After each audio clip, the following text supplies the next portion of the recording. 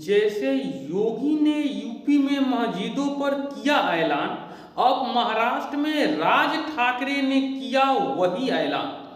मुसलमानों को राज ठाकरे ने दिया खुला चैलेंज। ठाकरे के ऐलान से महाराष्ट्र के राजनीति में आया भूचाल। नमस्कार, मैं रंजन कुशवाहा, आप देख रहे हैं भारत लाइव तक। यूपी में जब योगी की सत्ता नहीं था तो पहले रोडों पर नमाज पढ़ा जाता था मुसलमानों के द्वारा। मस्जिद पर लाउड स्पीकर की गूंज पूरे शहर में अल्लाहू अकबर के नाम से गूंजता था। लेकिन जब 2017 में सीएम योगी ने यूपी की सत्ता की गद्दी संभाली तो मस्जिदों में ना लाउड स्पीकर बजता है और ना रोडों पर नमाज पढ़ा जाता है। और यही बात योगी आदित्यनाथ ने कहे कि अगर भारत को सुरक्षित रखना है तो वह काम बीजेपी और एनडीए ही कर सकती है। उन्होंने कहा कि मैं 7 साल से उत्तर प्रदेश में शासन कर रहा हूं, वहां 6.5 करोड़ मुसलमान भी रहते हैं, लेकिन आप 7 साल में एक भी दंगा नहीं देखे होंगे। और यूपी में न दंगा होता है न कर्फ्यू लगता है। और आप देखिए मस्जिदों से लाउड स्पीकर भी हट चुके हैं और रोडों पर नमाज भी नहीं पढ़ा जाता है। यही कट टू कट और पेस्ट करके राज ठाकरे ने यही ऐलान महाराष्ट्र में कर रहे। जब बाल ठाकरे की जमाना हुआ करता था तब वहां पर खुलेआम हिंदुत्व की पिच पर खेली जाती थी।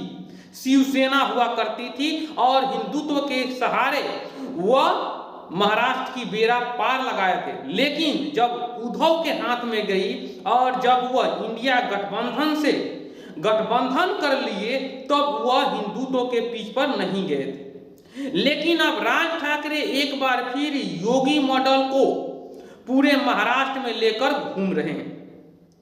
और आप एक और सुने होंगे कि जब बाल ठाकरे से पूछा गया कि क्या आप बाबरी मस्जिद को गिराने में आपका भी कोई रोल था, आपका भी कोई हाथ था, तो उसने स्पष्ट किया था कि हाथ नहीं पांव भी था।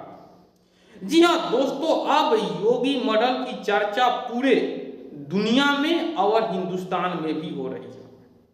हम आपको बता दें कि अगर विरोधियों के सबसे ज्यादा निशाने पर अगर कोई नेता है बीजेपी के तो वह योगी आदित्यनाथ है। उनका एक ही जो नारा है वह बीजेपी का टैगलाइन बना हुआ है और पूरे इंडिया गठबंधन को हिलाकर रख दिया है। उनका तोड़ ही नहीं मिल रहा है, बटेंगे तो कटेंगे। यानी यह समझाने की बात कर रहे हैं कि अगर आप हिंदू हो, अगर जाति के नाम पर बट गए तो ये मुसलमान आपको रहने नहीं देगा।